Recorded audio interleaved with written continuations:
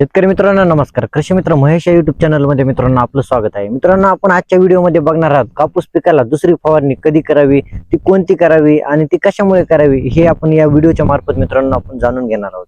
मित्रांनो ही फवारणी करत असताना आपल्याला ही कधी करावी, तर ही फवारणी करत असताना आपल्याला आपलं कापूस पीक 40 ते 45-50 दिवसाच्या अवस्थेमध्ये असेल तर त्यावेळेस आपल्याला ही दुसरी महत्वाची फवारणी करणं खूप गरजेचं असतं.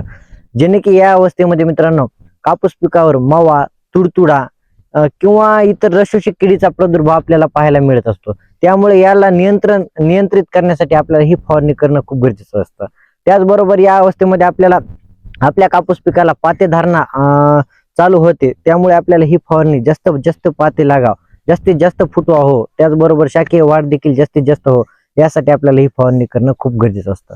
यामध्ये मी मित्रांनो तुम्हाला आपल्या 3-4 एक कीटकनाशक सांगणार आहे, 1-2 बायोस्टिम्युलंट टॉनिक सांगणार आहे आणि एखादं विद्राव्य खत, त्याचबरोबर एक बुरशीनाशक सांगणार आहे. यापैकी तुम्ही कोणतंही एक कॉम्बिनेशन घेऊन आपल्या पिकावर फवारणी करू शकता. यामध्ये पहिल्या कीटकनाशकाचा जर विचार केला, टॉल्फेन पायराइट 15% EC अशा टेक्निकल कंटेंटचं कोणत्याही नामांकित कंपनीचं आपण एक कीटकनाशक घेऊ शकता.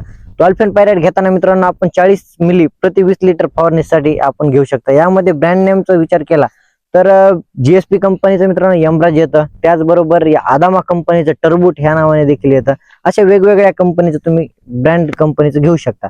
त्याचबरोबर दुसऱ्या कीटकनाशकचा विचार केला तर फ्लोनिकामाइड 15%, त्याचबरोबर फिप्रोनिल 15%, अशा टेक्निकल डबल कॉम्बिनेशन टेक्निकल कंटेंटचं तुम्ही कोणत्याही नामांकित कंपनीचं एक कीटकनाशक घेऊ शकता. ज्यामध्ये UPL कंपनीचं आपाच आहे, सॉल कंपनीचं ऑक्झॅलिस आहे. या दोन्हीपैकी कोणतंही एक कीटकनाशक घेऊ शकता. याचा प्रमाणाचा विचार केला तर 20 लिटर फवारणीसाठी आपल्याला 20 ग्रॅम प्रति ऑक्झॅलिस किंवा आपाची घ्यायचे. त्याचबरोबर तिसऱ्या कीटकनाशकाचा जर विचार केला तर आपण बजाक, पायमेट्रिझोन प्लस डिनोथिफ्युरॉन अशा टेक्निकल कंटेंटचं आदामा या कंपनीचं बजाक हे देखील मित्रांनो जबरदस्त कीटकनाशक आहे. याचा प्रमाणाचा विचार केला तर आपण 20 लिटर साठी आपल्याला 20 ग्रॅम बजाक घ्यायचे. त्याचबरोबर आपण उलाला देखील घेऊ शकता. फ्लोनिकामाइड 50% अशा टेक्निकल कंटेंटचा उलाला देखील घेऊ शकता.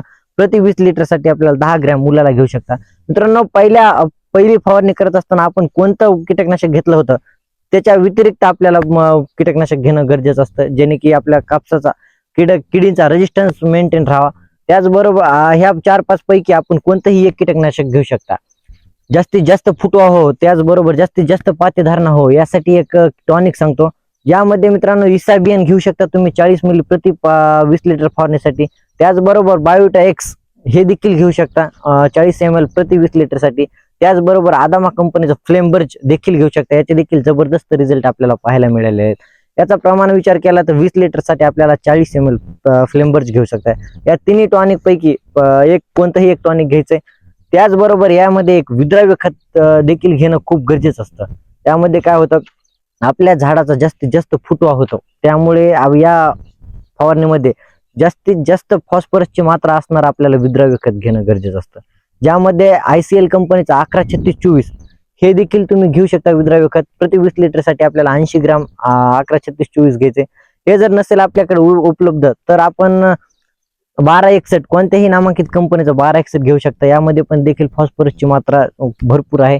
या 1261 घेताना विचार केला तर 80 ते 100 ग्रॅम प्रति 20 लिटर साठी आपल्याला 1261 घ्यायचे.